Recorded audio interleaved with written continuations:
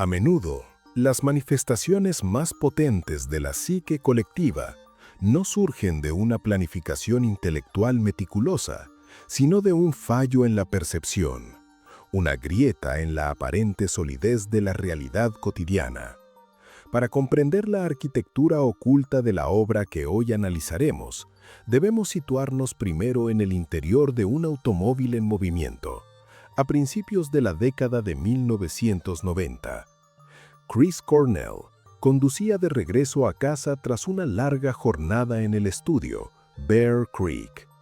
Se encontraba en un estado de fatiga extrema, una condición que la psicología profunda identifica como un descenso del nivel mental. Este estado de agotamiento supera lo puramente físico.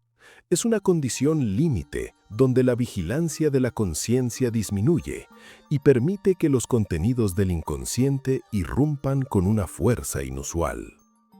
Con la radio encendida como ruido de fondo, la mente de Cornell creyó escuchar al presentador decir 3 palabras específicas: Black Hole Sun.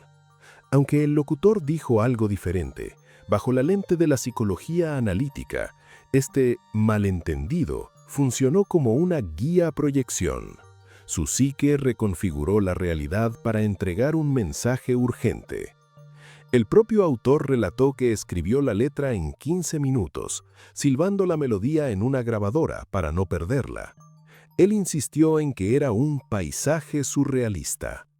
Jung nos diría que los símbolos más potentes son datos que se imponen desde el sustrato colectivo, superando cualquier construcción consciente del ego. Cornell no inventó el sol negro lo encontró a él. Y el terreno estaba fértil. Seattle, en los 90, era el epicentro de una fractura psíquica. El grunge no fue una moda, fue la sombra cultural manifestándose tras unas décadas de los 80, llena de brillo artificial y heroísmo inflado. Era el descenso necesario hacia la melancolía. Con el sol oscuro en nuestro firmamento psíquico, descendemos a la profundidad de la mente, a ese espacio contenido que los alquimistas llamaban el vaso hermético. Cornell inicia la operación con una confesión: In my eyes, indisposed, in disguises no one knows. Esta indisposición supera cualquier enfermedad física común. Se trata de un retiro total del ser. Nuestra energía vital se repliega del mundo exterior y marca el inicio de una melancolía profunda y pesada. Aquí entramos en la nigredo, la fase de la putrefacción. En este estado, esa masa confusa que somos debe descomponerse, morir simbólicamente y regresar al caos original para permitir una reestructuración. Requerimos esta muerte interna para lograr cualquier transformación posible. Enseguida aparece la imagen de los disfraces. In disguises no one knows.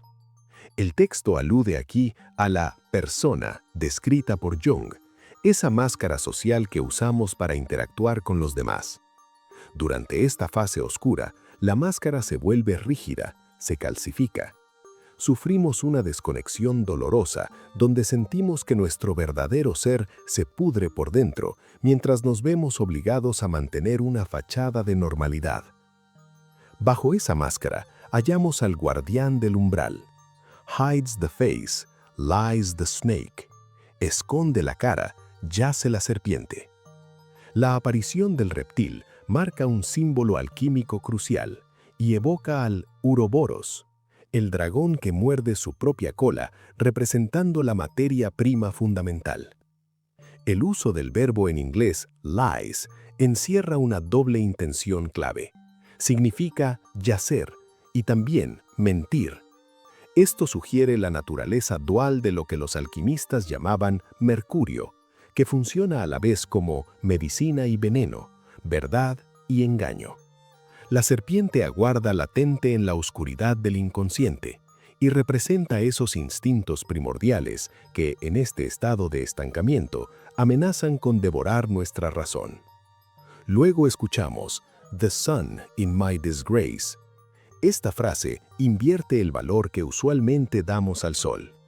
En la depresión profunda, la luz del día y la conciencia dejan de brindar calor.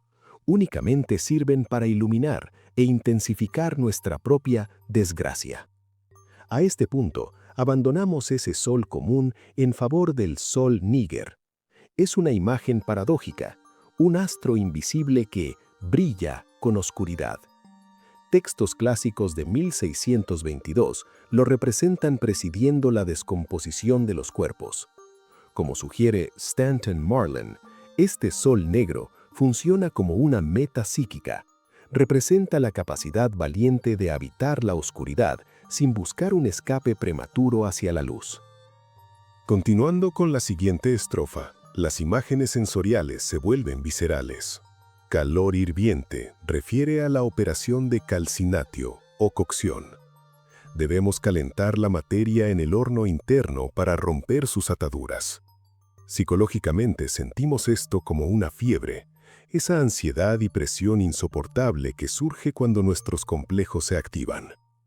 El hedor de verano funciona como la señal olfativa clásica de la putrefactio. Los textos antiguos advierten que la materia debe ennegrecerse y heder antes de poder blanquearse. Reconocemos aquí el olor de nuestra propia descomposición, el momento en que asumimos que algo dentro de nosotros se está pudriendo. La frase, bajo lo negro el cielo parece muerto, describe literalmente la visión oscura de la Nigredo. El mundo pierde su magia. El cielo, que antes guardaba a los dioses y al sentido de la vida, ahora aparece vacío y sin vida. Vivimos esto como una pérdida del alma, una desconexión total del universo. En la siguiente estrofa hallamos la clave técnica que ha confundido a tanta gente. Call my name through the cream. Mientras las interpretaciones comunes buscan referencias a narcóticos o sexo, bajo la luz hermética descubrimos el concepto del lactis virginis, o leche de la Virgen. En la alquimia, esta crema es un agua divina que aparece justo en la transición hacia la claridad. Su función es lavar la negrura de la materia muerta. Cornell lanza aquí una súplica desde la profundidad de la oscuridad hacia esa capa blanca que promete purificación. Escuchamos un grito de auxilio que intenta atravesar el velo viscoso que separa la muerte del renacimiento. Resulta curioso que Cornell citara a la banda Cream como influencia musical. Esto sugiere una sincronía perfecta, donde el nombre de la banda detonó en su mente un símbolo ancestral que estaba esperando salir. Llegamos al estribillo, el corazón de la canción, que funciona como una verdadera invocación mágica. Aquí nos topamos con una paradoja: lavar la lluvia. Usualmente pensamos en la lluvia como aquello que limpia, pero Cornell invierte la lógica alquímica. En esta fase oscura, el exceso de humedad simboliza una disolución descontrolada. Nos ahogamos en la tristeza, en lágrimas infinitas, y nos perdemos pasivamente en el inconsciente. Estamos anegados y necesitamos un agente mucho más potente que el agua para detener esta inundación. Por eso invocamos al sol de agujero negro. Mientras que en la astrofísica, un agujero negro devora la realidad misma, en la alquimia, este sol negro representa un fuego seco y contractivo. Cornell pide aniquilar la tristeza, destruyendo por completo el escenario donde esa tristeza ocurre. Deseamos esa muerte absoluta, esa mortificatio, pues en ese momento parece la única cura efectiva para el dolor de existir. La segunda estrofa nos sumerge en la melancolía profunda. Frío y húmedo describen las cualidades de la tierra y el agua, elementos que vinculamos con el humor triste y con Saturno, el planeta que rige esta fase oscura. El tartamudeo muestra cómo falla nuestra razón ordenadora. En la depresión profunda, nuestro lenguaje se fractura y la capacidad de dar sentido a las cosas se congela. Ese viento cálido que nos roban simboliza nuestro espíritu vital. Vemos al amigo cansado como nuestro propio ego, exhausto tras luchar contra la gravedad de la depresión. La frase «los tiempos se han ido para los hombres honestos» alude a la figura alquímica del viejo rey, quien debe morir porque su virtud se ha vuelto estéril. Pero la línea más devastadora dice, y a veces demasiado largos para las serpientes. La serpiente simboliza la transformación y la renovación de la piel. Al decir que el tiempo es demasiado largo, entendemos que nos hemos estancado en la oscuridad. El ciclo se detiene. La serpiente deja de mudar su piel y persiste en su estado reptiliano. Enfrentamos aquí la pesadilla del alquimista, una noche crónica que jamás da paso al amanecer. En la tercera estrofa encontramos la súplica final y la separación. El estado de sueño caminante reitera nuestro sonambulismo psíquico. Actuamos en el mundo físico, pero nuestra conciencia sigue atrapada en un inframundo de sueños. Al pedir «cielo, envía el infierno lejos», intentamos separar lo sutil de lo denso.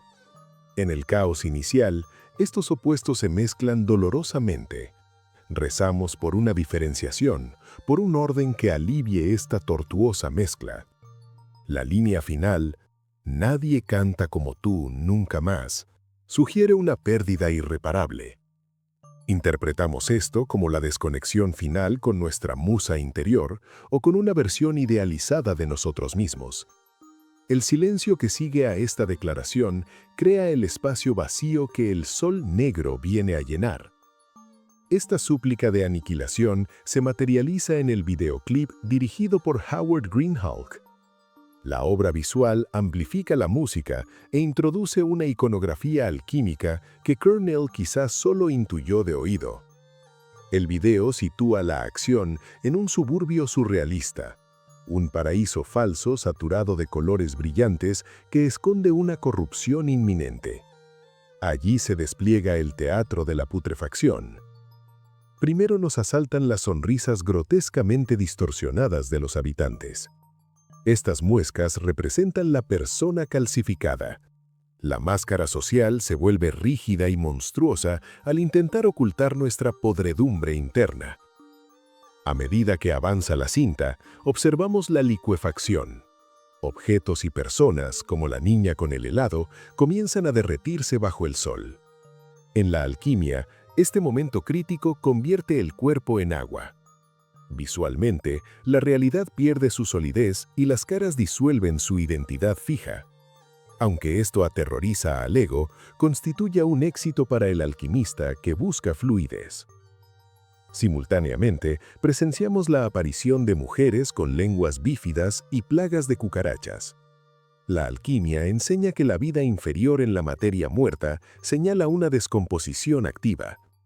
El clímax llega cuando el sol negro comienza a absorberlo todo. Esta succión representa una unificación necesaria.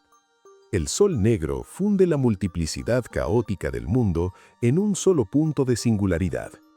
Celebramos así la victoria final del Anigredo. Esta absorción final por la oscuridad posee un linaje literario directo. La conexión entre el músico y la poeta Sylvia Plath se confirma cuando recordamos que Cornell la citó explícitamente como una influencia mayor. En su poema Mad Girl's Love Song, Plath escribe: «Cierro mis ojos y todo el mundo cae muerto». Cornell responde: «En mis ojos, indispuesto, bajo lo negro el cielo parece muerto». Ambos artistas describen el encierro radical de esta fase oscura. Cuando nuestra luz interna se retira, el mundo cae muerto porque nosotros dejamos de proyectar vida en él. Aquí existe una divergencia técnica. Plath invocaba el fuego rojo para quemar sus impurezas, mientras que Cornell elige la vía húmeda y oscura. Él busca purificarse mediante el vacío pasivo del sol negro.